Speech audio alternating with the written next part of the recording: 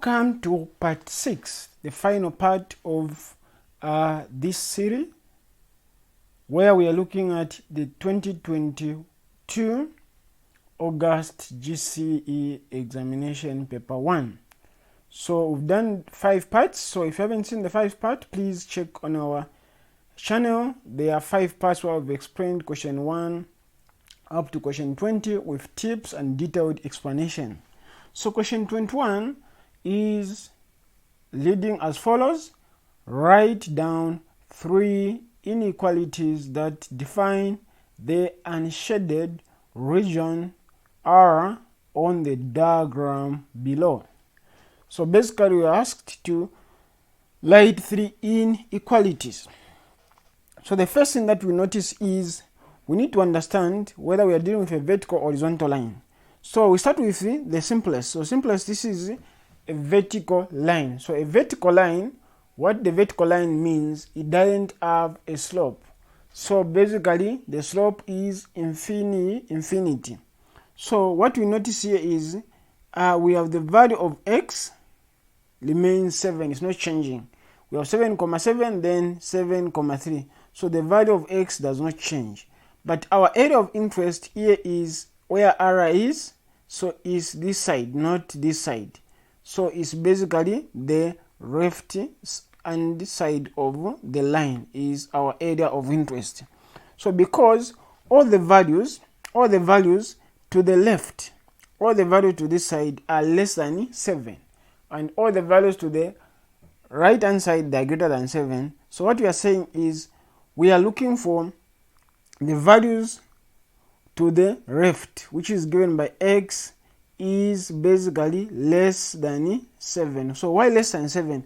Because this line is dotted or is broken. So meaning the 7 itself there, where x is equal to 7, is not included in the solution. It's not included in the solution. So meaning that's what we are trying to say. So our first inequality there is x is less than 7. That's our first inequality.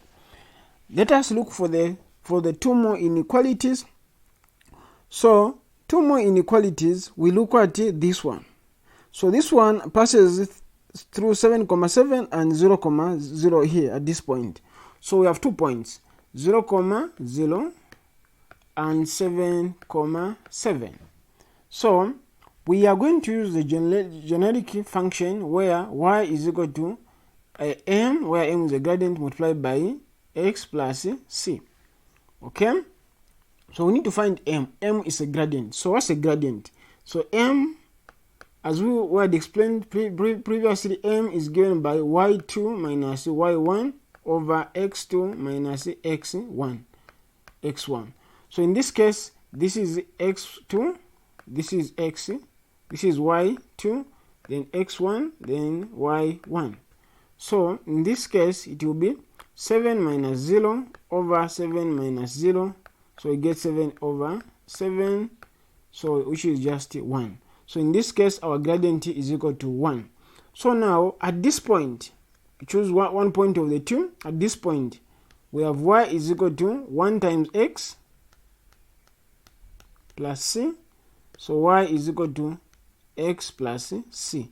So at this point, at this region, when x is equal to 0 and y is equal to 0 at the origin, what's the value of c? So we substitute. What we are getting is basically 0 is equal to 0. Substitute for there, then c. So c is basically equal to 0. So even if we pick this point, we are going to get the same answer. It's going to be wherever there is x, wherever there is y, we put, wherever there is y, we put a 7 equals whatever there is x, we put a 7 at this point, because they are that, then is equal to c. So c will be equal to 7. When 7 crosses the equal sign to become 7 minus 7 is equal to c. So 7 minus 7 is 0. So c is equal to 0.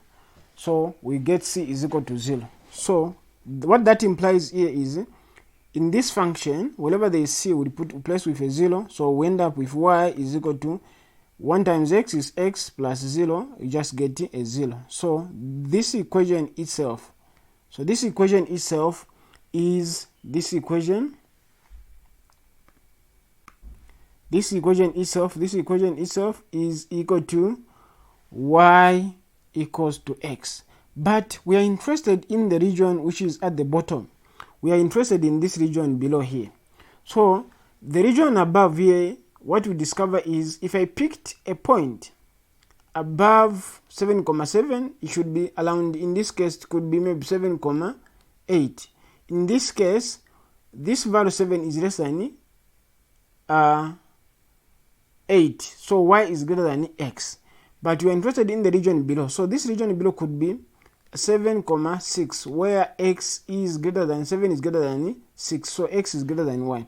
So it's what we are interested in. So hence, this is an equality. We are interested in the value below where y is always less than x.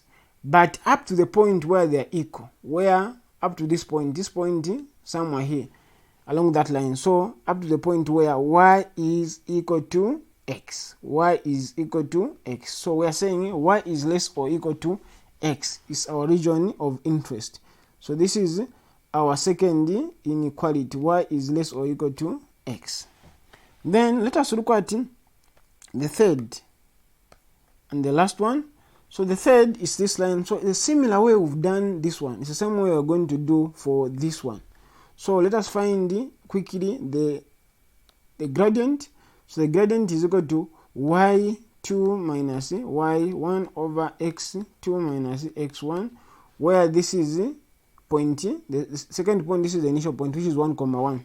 So we are just getting basically 3 minus 1 over basically 7 minus 1, so which is basically 2 over 6, which when you simplify gives us 1 over 3 by dividing by 2 throughout. Okay, so that's our m. Okay, so having found our m, then we can apply the same thing that we did. Okay, we can apply the same thing that we did. Let me just slap this area so that we use this area.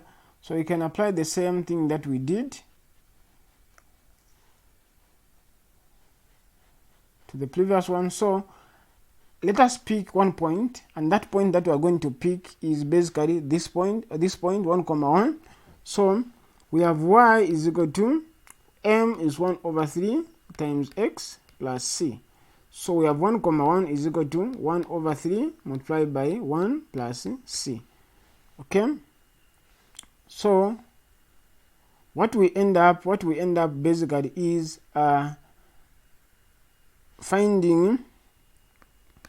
we need to find what c is. So we have 1 is equal to 1 over 3 plus c. So to find c, we come here, it will just be c equals 1 minus 1 over 3. So 1 minus 1 over 3. So when you simplify this, we end up with basically 1 minus 1/3 will remain with basically 2 over 3 as equal to c. So once we find that, we can basically now substitute in the equation. We can substitute in the equation. So substitute in the equation. So when you substitute in the equation, in this equation, so in this equation, we have y is equal to 1 over 3x plus 2 over 3 as our equation. Now this is equality, but we want the region above. So we want the region above where the value of y is greater than the value of this. So we want the region above. So if the region is above, so basically we're saying y is greater or equal to, because of the dotted, the solid line. It's not dotted like the other one, it's a solid line. So is greater or equal to 1 over 3x plus 2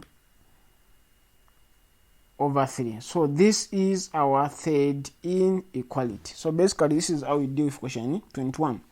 So let's move to question number 22. So question number 22 reads, the components of a vector OA and OB are 2, 3,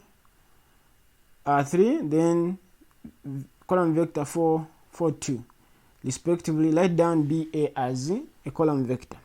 So what we have, this is O, then we are moving to AO, then we are going to B. This is a straight line. This is B. Then he's asking us to find what BA is. So from B to A.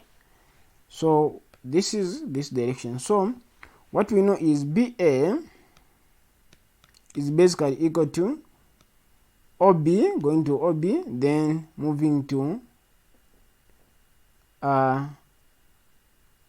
taking away AO, like this. So this is the formula. So this one, then we take out this one. So this one relative to the origin, OB, then this one relative to the origin, which is OA. So what is OB? So OB is 4, 2 minus then 2, 3. So what vectors are, you subtract the corresponding elements. So it's a 4 basically 4 minus 2, we are getting basically a 2, then 2 minus 3, we are getting a negative 1. So this is basically our answer. So that's how you answer the part A of our equation. Let us move to part B. So this is basically part A, this answer. So let us move to part A. So part A is asking us, the diagram below shows the sketch of the graph.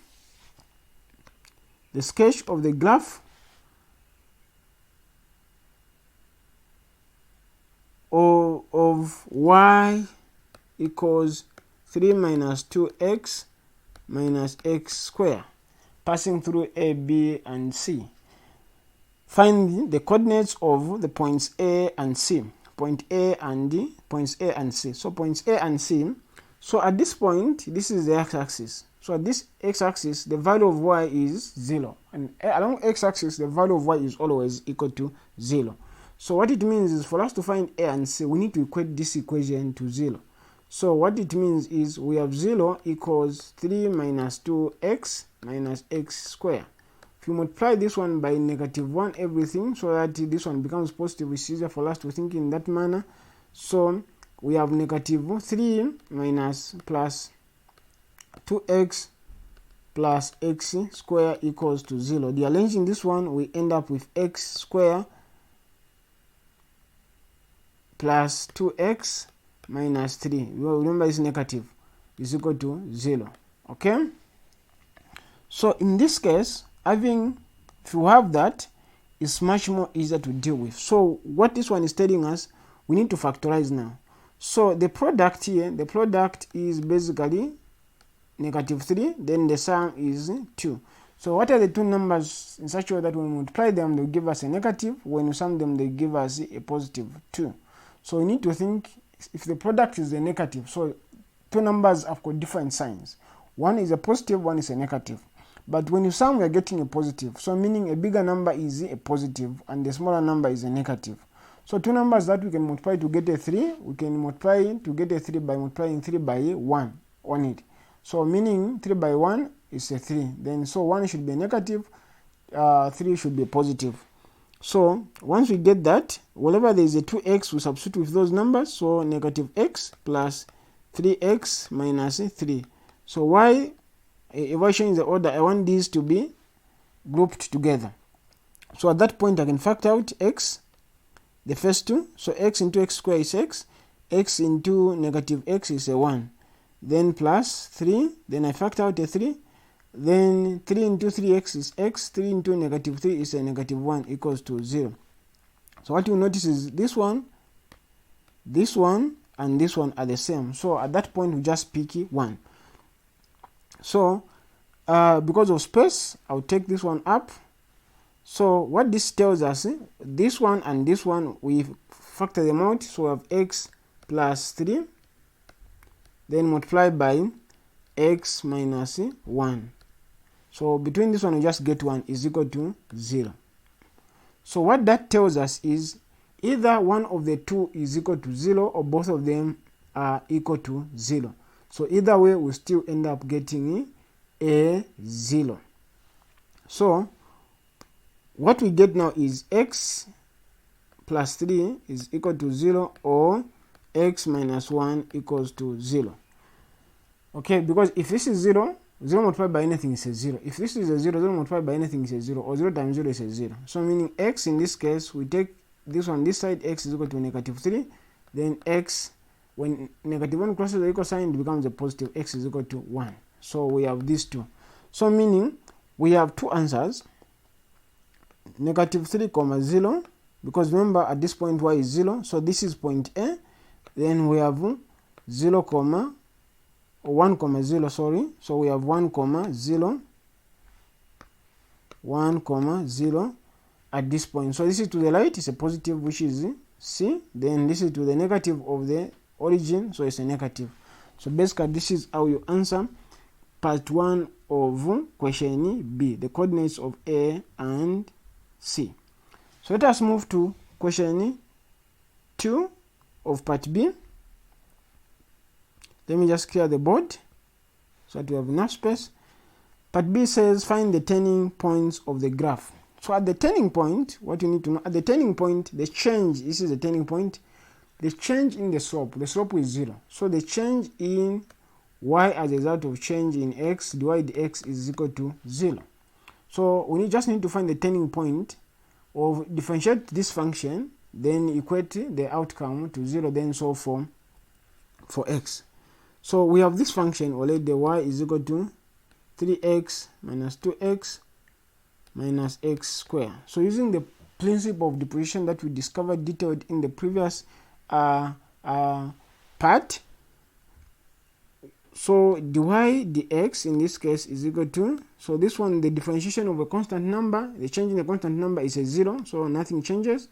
Then this one has a power 1 times negative 2, we get negative 2, then minus 1, we get x to the power 0, then minus, then 2 times x is 2, then x to the power 2 minus 1. So we end up with x to the power 0 is a 1. 1 times negative 2 is a negative 2 minus 2x. This one will just remain with x to the power 1 equals to 0. Then we solve for x. So this 2 comes this side. So we have a positive 2 is equal to a negative 2x. Then we divide by 2. We divide by 2. So basically x is equal to negative 1. So since we know x is equal to negative 1, at this point x is equal to negative 1, then we can find what the value of y by substituting this negative into this equation. So now substituting, we get y is equal to 3 minus whatever there is x, we put negative 1 minus negative 1 square. So we end up with y is equal to 3 minus negative 1 times negative 2 is a positive 2, minus negative 1 squared is positive 1, times negative is a 1. So we have y is equal to 3 plus 2 is a 5 minus 1 is a 4.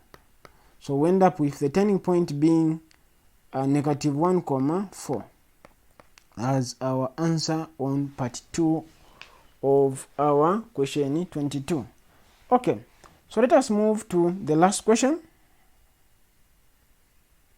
So the last question is question number 23. 23 leads, the following diagram is the speed time graph of a car. Calculate the acceleration of the car during the first 5 seconds. First 5 seconds. So acceleration is given by change in velocity, which is velocity minus velocity 1 over time 1 minus the time 2 minus time 1. So since we're starting from the left here, the 0, so velocity 1 and the time 1, they are all zeros. So it will just be the velocity at this point is 20 minus 0 over 5 minus 0. So we end up with basically 20 over 5, so which is basically 4 meters per second square as our acceleration. So this is part A. Let's move to part B. Okay, part B, find the value of t given that the total distance traveled was 550 meters. 550 meters. Okay, so let me just clear the board so that I have enough space to solve this question. So for us to answer part B, remember this is 4 meters per second square.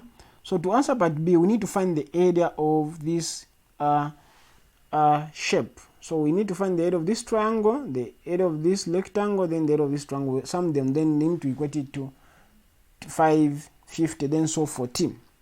So the area of the first part of the triangle, which this part, is basically given by half multiplied by velocity, which is 20, multiplied by time, which is 5, then plus the area of this rectangle is basically this distance, time, multiplied by the velocity. So the velocity is 20, then the time it takes is 25 minus 5, which is 20, then plus the last triangle, which is basically velocity of 20.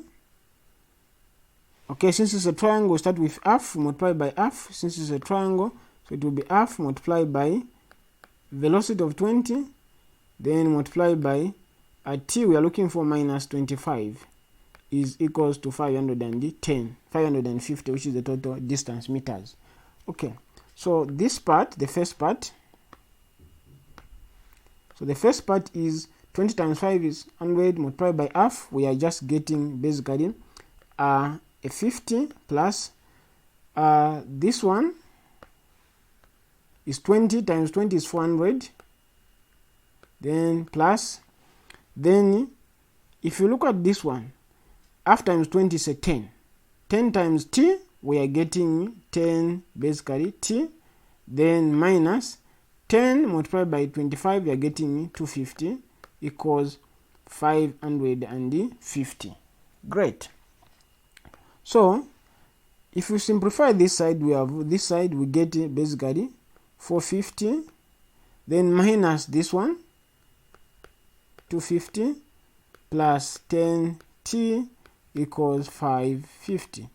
So this is basically 200 plus 10t equals to 550, then 10t equals, when this one goes the other side, it becomes a negative, so it becomes 550 minus 550 minus 200, we get 10t equals basically 350, then we divide by 10, both sides, so t basically is equal to 35 seconds.